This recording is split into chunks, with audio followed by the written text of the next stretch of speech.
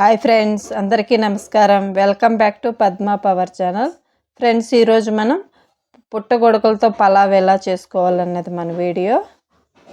నేను పుట్టగొడుగులు already cut చేసి పెట్టుకున్నాను. ఇప్పుడు ఒక కుక్కర్లో 1 స్పూన్ నెయ్యి, 1 స్పూన్ నూనె వేసుకొని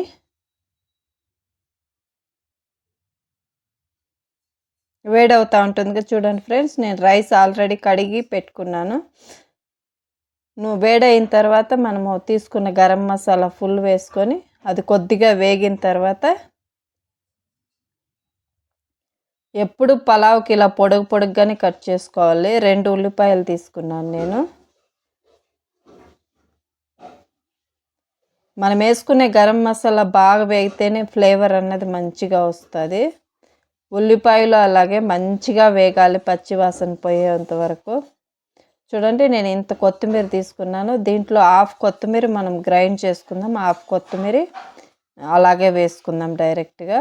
ఇప్పుడు దీన్ని గ్రైండ్ చేసుకుంటాను నేను. చూసారా, ఉల్లిపాయలు మంచిగా వేగాయి కదా. ఈ ఉల్లిపాయలు వేగుతున్న దాంట్లోకే మనం ఇలా 2 పీసులుగానే కట్ చేసుకోవాలి పలావ్కి. ఎప్పుడు మష్రూమ్ మంచిగా వేయించుకోవాలి. ఇలా వేయించుకోవడం వల్ల మష్రూమ్లో ఉన్న స్మెల్ పోతుంది, మంచి సువాసన వస్తుంది. చూసారా, మష్రూమ్ ఎప్పుడు ఇలానే వేయించుకోవాలి ఫస్ట్. చూసారా ఎంత నీళ్ళు వదులుతాయి దీంట్లో. ఫుల్గా నీళ్ళు, మష్రూమ్లో నుంచి నీళ్ళు బయట వచ్చి ఫుల్ డ్రై అయిపోవాలి. అంతవరకు ఉల్లిపాయలు మష్రూమ్ని వేయించుకోవాలి మంచిగా. మనం చెప్పే మెథడ్లోనే ఫాలో అవ్వండి ఫ్రెండ్స్, చాలా టేస్ట్గా ఉంటుంది. సరే, ఇప్పుడు మంచిగా వాటర్ డ్రై అయిపోయాయి కదా. దీంట్లో పెద్దగా కట్ చేసుకున్న టమాటాలు, పుదీనా అన్నీ ఒకేసారి వేసుకునేయచ్చు. 1 కప్పు బఠానీలు తీసుకున్నాను కదా. ఇప్పుడు సీజన్ కదా, అన్నిటిలోకి ఇలా మనం బఠానాలు వేసుకుంటే బాగుంటుంది.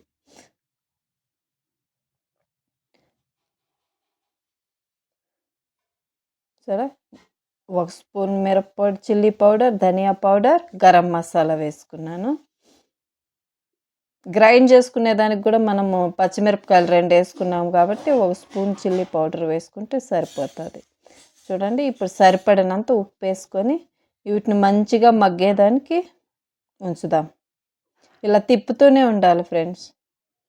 ఇప్పుడు చూసారా, నేను అల్లం వెల్లుల్లి, 2 పచ్చిమిరపకాయలు, 2 లవంగాలు, చెక్క, పుదీనా వేసుకొని గ్రైండ్ చేసుకున్నాను కదా. అది కూడా దీంట్లోకి వేసుకునేద్దాం. మనం ఏ రైస్ వండుకున్నా ఫస్ట్ రైస్ నానబెట్టి ఇలా స్ట్రెయిన్ చేసుకోవాలి, వాటర్ అంతా తీసుకునేయాలి. మనం వేసుకున్న మసాలా అంతా దీంట్లో ఏమీ వాటర్ ఉండకూడదు, అంతవరకు మసాలాను వేయించుకోవాలి. చూసారా, ఏమైనా వాటర్ ఉందా?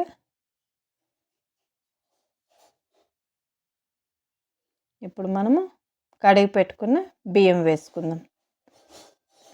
ఎక్కడ స్కిప్ చేయకుండా చూడండి ఫ్రెండ్స్, అప్పుడే అర్థమవుతుంది. చాలా బాగుంటుంది.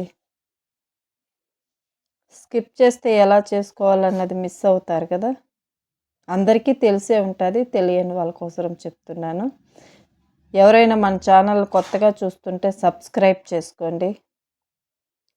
చూసారా, ఇప్పుడు 1 కప్పు బియ్యానికి 2 కప్పులు నీళ్ళు వేసుకుంటున్నాను. ఇప్పుడే ఇలా వాటర్ వేసిన తర్వాత ఉప్పు చెక్ చేసుకోండి. ఉప్పు ఏమైనా సరిపోకుండా ఉంటే ఇప్పుడే చూసుకొని, సరిపోకుండా ఉంటే ఇంకొద్దిగా వేసుకోవచ్చు. ఇప్పుడు ఎప్పుడు కానీ మనం వాటర్ వేసుకున్న తర్వాత ఇలా వాటర్ ఫుల్గా ఇలా బాయిల్డ్ అయిన తర్వాతనే మనం మూత పెట్టుకోవాలి. అప్పుడే కలర్ఫుల్గా వస్తుంది రైస్ అన్నది. లేకుంటే ఓ పక్క రైసే ఉండిపోతుంది, ఓ పక్క మనం వేసుకున్న మసాలా అంతా ఓ పక్క ఉండిపోతుంది. దీనికి నేను రాయితా చేసుకుంటున్నాను. ఉల్లిపాయ, టమాటో, కొత్తిమీరతో రాయితా చేసుకుంటున్నాను.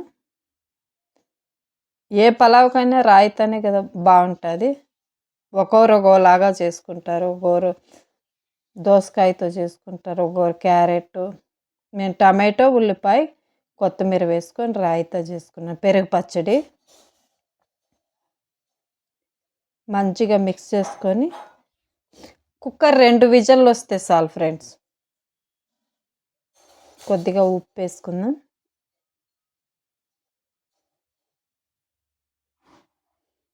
పూర్తిగా ఎక్కడ స్కిప్ చేయకుండా పూర్తిగా చూడండి ఫ్రెండ్స్.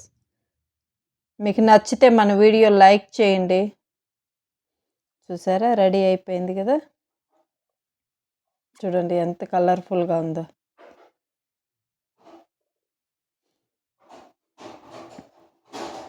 రెడీ అయిపోయింది. ఇది మనము రాయితాతో సర్వ్ చేసుకోవచ్చు. ఇలా ఉంటుంది కదా. గరం మసాలా అంతా తీసేయండి. పిల్లలు ఉన్న వాళ్ళు మళ్ళీ వాళ్ళకి నోట్లోకి వస్తుంది కాబట్టి ఇలా తీసేస్తే ముందుగానే ఈజీగా ఉంటుంది. చాలా రెడీ అయిపోయింది.